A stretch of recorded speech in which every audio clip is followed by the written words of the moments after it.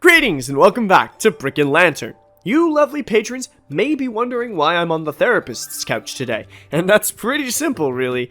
It's Unpack My Original Theme Thoughts Day. That's right, it's been on my calendar for a year and I finally have made the time to get through all of the baggage to you, aloud. So it starts back in 1978.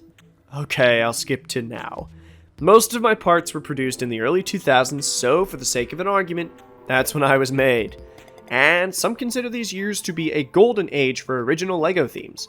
I've seen videos, and heck, I've even made a few myself, about the decline of original themes over the past years. While I stand by my observations on the dominance of licensed themes nowadays, I am under no illusions here. For those who need it spelled out, LEGO themes are not innately worse than they were before. It's just a subjective taste. There were simply less original themes than there used to be. And that much is true. A decade ago, there were 3 new themes in a year: Galaxy Squad, Legends of Chima, and Castle. And both Castle and Galaxy Squad have been the last standard representations for Castle in Space in 10 years, barring a few one-offs. Compared to 2023, which thus far has just given us dreams. Making a judgment on which original theme is better is very, very difficult, and some would say impossible.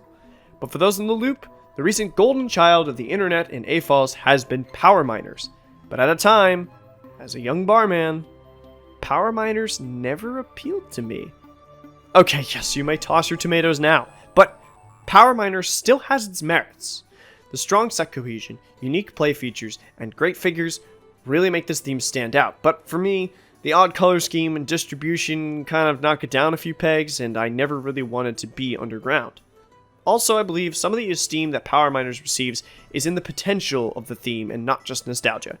With only 2 waves, the theme has an incredible amount of what-if thought space, making it the mid-2000s LEGO version of Firefly. That is, it can be anything you imagine it could be, and most likely your imagination is better than the reality of what it might have been.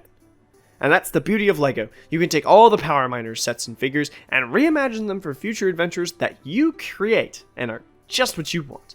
But compare the power of potential to a fading star, and we soon start to see the truth.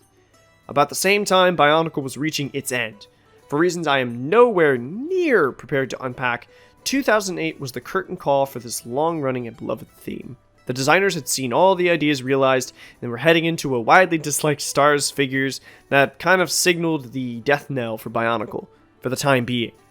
Compared to Power Miners, Bionicle had been run into the ground. Even if the designers had more ideas, the market was no longer interested in the toys themselves. All of this rigmarole is to reflect back on where we find ourselves now. Ninjago, a decade into his run, has reached a point where nearly every possible idea has been thrown against the wall. Any sense of cohesion with the original sets has been lost in over 10 years of new designs and iterating on ideas. And this is not a bad thing, but it has been used as a case against the theme. And at the time of writing, plenty of people are just pushing aside dreams without even building the new sets. To them, I have to ask, please just give it a chance. Just because it isn't what you grew up with, it doesn't mean that these new sets don't have merit and interesting ideas in tow.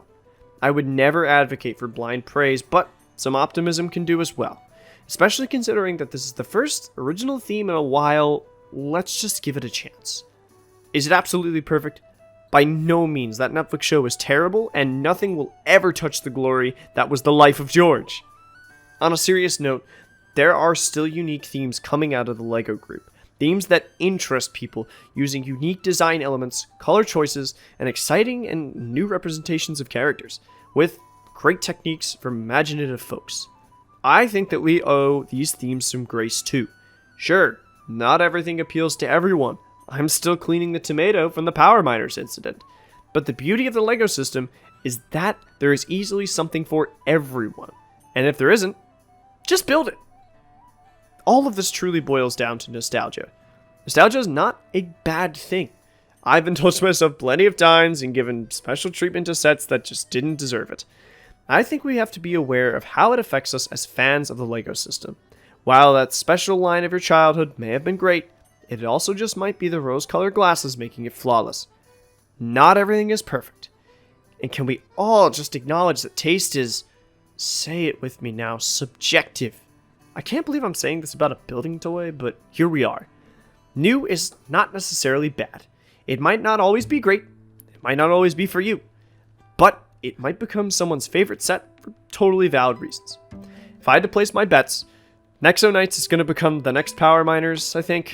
In a few years, all the nostalgia will be here with Trans Neon Orange. The wonder of LEGO to me is that everything fits together.